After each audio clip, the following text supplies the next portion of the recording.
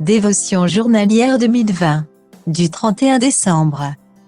Église La Foi Apostolique. Lecture biblique, Nombre chapitre 19, versets 1 à 22, chapitre 20, versets 1 à 29. Alors l'Éternel dit à Moïse et à Aaron, parce que vous n'avez pas cru en moi, pour me sanctifier aux yeux des enfants d'Israël, vous ne ferez point entrer cette assemblée dans le pays que je lui donne. Nombre chapitre 20, verset 12. Les actions et les paroles peuvent être définitives, leurs conséquences peuvent être immuables. Avez-vous déjà enfoncé un clou dans une planche ou un mur, puis avez-vous décidé que vous vouliez ce clou pour un endroit différent?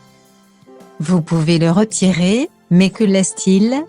Dans certaines circonstances, vous pourriez être en mesure de combler le trou, et cela peut sembler assez bon. À d'autres moments, toutes les réparations que vous effectuerez ne seront pas satisfaisantes. Nos vies se passent aussi de la même façon.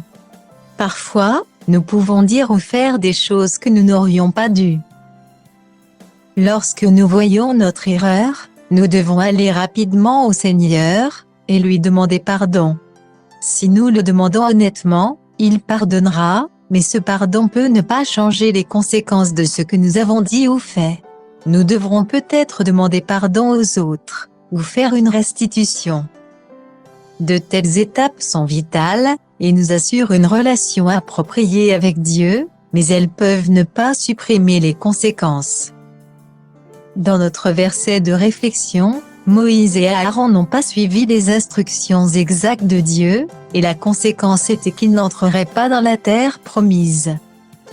Il ne fait aucun doute que Moïse et Aaron cherchaient le pardon de Dieu, et nous savons que le pardon a été accordé. Si nous avions besoin de preuves, Moïse était avec Jésus lors de sa transfiguration. Cependant, la conséquence de leur action était irrévocable. La mort d'Aaron est décrite dans ce chapitre, et tandis que Dieu a permis à Moïse de voir la terre promise de loin, il ne lui a pas permis d'y entrer avec les enfants d'Israël.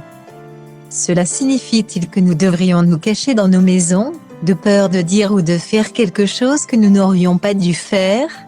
Bien sûr que non. Cela signifie que nous devrions commencer chaque journée, en sachant à quel point il est important de faire et de dire de bonnes choses. Pouvons-nous toujours parler et agir correctement par notre propre volonté, et par nos propres forces? Absolument pas. Cependant, nous pouvons sincèrement demander à Dieu, chaque jour son aide et sa conduite. Dieu a promis d'être toujours avec nous, et il veut contrôler nos actions et nos paroles. Donnons-lui ce contrôle. Contexte. Le chapitre 19 détaille les procédures solennelles que les enfants d'Israël devaient suivre lorsqu'ils devenaient impurs. Sans suivre ces procédures, une personne ne pourrait ni offrir de sacrifice ni adorer Dieu. Pourquoi Dieu a-t-il institué les rituels? Dieu voulait qu'ils se souviennent qu'il est saint, et il voulait qu'ils soient saints. Refuser d'être purifié était une infraction grave, une condamnation à mort. Les gens souillés, souillent le camp. La présence réelle de Dieu était dans le camp d'Israël, et il était donc vital de garder le camp saint.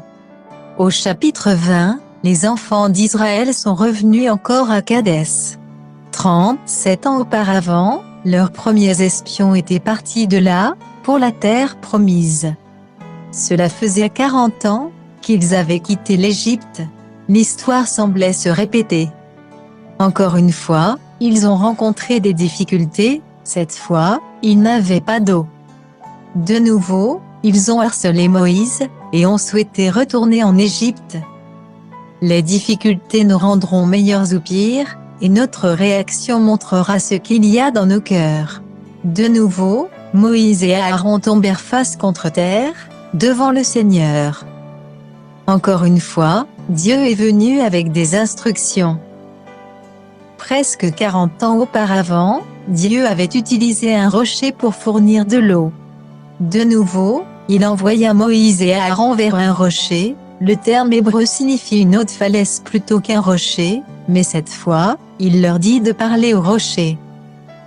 Irrité par la plainte et l'incrédulité continuelle des enfants d'Israël, Moïse a appelé le peuple des rebelles, et a frappé le rocher 2 fois au lieu de simplement lui parler. La Bible appelle Moïse l'homme le plus doux de la terre, mais il était humain. À cette époque, il se peut qu'il soit fatigué des années passées dans le désert. Le verset 1 du chapitre 20 raconte la mort de sa sœur Marie, il était donc peut-être en deuil. Les gens l'avaient provoqué à la colère. Voir Psaume 106, versets 32 à 33.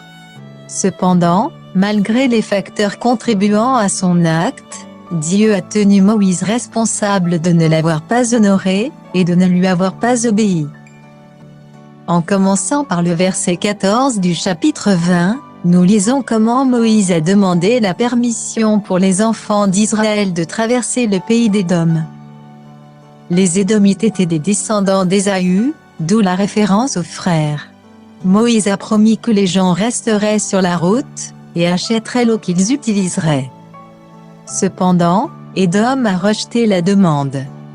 Moïse a accepté cette réponse et Israël a emprunté une autre voie, mais le refus d'Édom n'a jamais été oublié.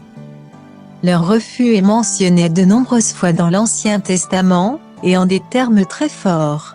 Le chapitre 20 se termine, en racontant la mort d'Aaron à l'âge de 123 ans. Cela a marqué la fin d'une époque, et le début d'une autre pour Israël, le début d'une nouvelle génération dans la fonction de souverain sacrificateur, et la fin de leurs errances. Après cela, ils ont soit marché, soit marqué une pause, mais ils n'ont plus erré. Regardez de plus près. Quelle était la plainte d'Israël contre Moïse et Aaron quand ils n'avaient pas d'eau? Pourquoi pensez-vous que les enfants d'Israël ont fait cette plainte, alors qu'ils avaient vu Dieu accomplir tant de miracles pour eux? Vous êtes-vous déjà plaint alors que vous auriez dû rendre grâce? Comment pourriez-vous empêcher que cela se reproduise dans l'avenir? Conclusion. Comme pour les enfants d'Israël, nos actions ont des conséquences, alors ouvrons nos cœurs à Dieu, obtenons sa direction et continuons à marcher.